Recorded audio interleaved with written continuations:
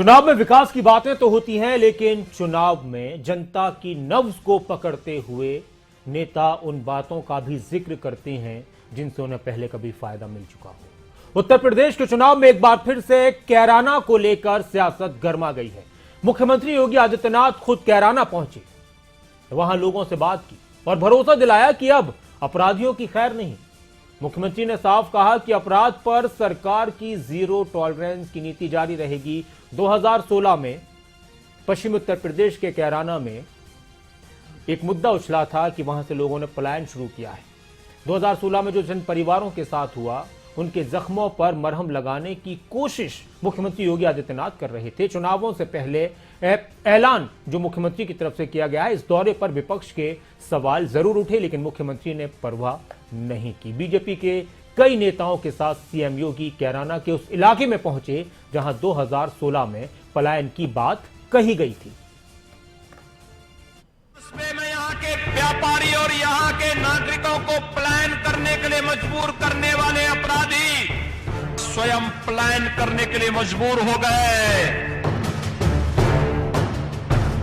UP में BJP की किस्मत पलट देगा कैराना। कैराना में हिंदू परिवारों को सीएम योगी का क्या है भरोसा। जिस कैराना में हिंदुओं ने डर से छोड़ा था घर, वहां पहुंचे सीएम योगी। उत्तर प्रदेश के मुख्यमंत्री योगी आदित्यनाथ उस कैराना पहुंचे जिस कैराना की पहचान किसी वक्त में पलायन का दर्द झेल रहे इलाके के तौर पर थी। सीएम योगी ने उन हिंदू परिवारों से मुलाकात की जिन्होंने डर के मारे कभी कैराना को छोड़ा था। अब वो परिवार वापस लौट आए हैं। पलायन पीड़ितों से सीएम योगी ने मुलाकात कर उनका दर्द पूछा है। वर्तमान में हमारी सरकार के जब 2017 में आने के बाद अपराध और अपराधियों के प्रति जीरो टॉलरेंस की नीति के तहत जब सरकार ने कार्रवाई शुरू की, वे सभी परिवार अपने को सुरक्षित महसूस किए वापस आए हैं और आज उन सभी लोगों से ही मैंने यहाँ पर मुलाकात की। सीएम योगी ने उन परिवारों से मुलाकात की है जो सांप्रदायिक दंगों के बाद यहाँ से पलायन कर गए थे। बीजेपी की सरकार ने उन्हें वापस बसाया। इसके अलावा योगी ने कई परियोजनाओं का शिलान्यास और उद्घाटन भी किया। यूपी चुनाव से पहले पश्चिमी यूपी की जमीन को बीजेपी मजबूत करने में जुटी है। इस सियासी जमीन को मजबूत बनाने के लिए बीजेपी ने बड़ा दांव भी चला है।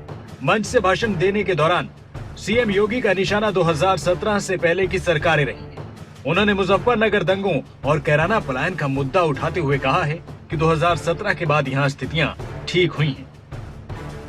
तो अपराध और अपराधियों के प्रति जीरो टॉलरेंस की नीति के तहत कार्य प्रारंभ हुआ। कभी कैराना कस्बे में यहाँ के व्यापारी और यहाँ के नागरिकों को पलायन करने के लिए मजबूर करने वाले अपराधी आपने विगत 4.5 वर्ष के अंदर देखा होगा स्वयं पलायन करने के लिए मजबूर हो गए। 2016 में कैराना से जब हिंदुओं का पलायन का मुद्दा उठा था, तो साल 2017 के विधानसभा चुनाव में राजनीतिक ध्रुवीकरण के लिए इस मुद्दे ने आग में घी डालने का काम किया। सीधा फायदा बीजेपी को भी मिला।